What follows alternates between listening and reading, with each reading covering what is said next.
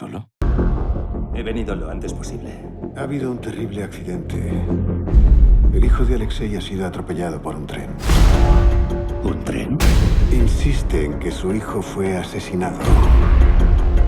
Como sabes, el asesinato es una enfermedad capitalista. Tom Hardy interpreta un agent de la policia soviètica exiliat a Moscou que busca justícia en aquest inquietant thriller amb Gary Oldman. Creo que le interesará. Ha habido otro. Necesito su ayuda. ¿Por qué son tan importantes esos niños? Esa bestia no dejará de matar.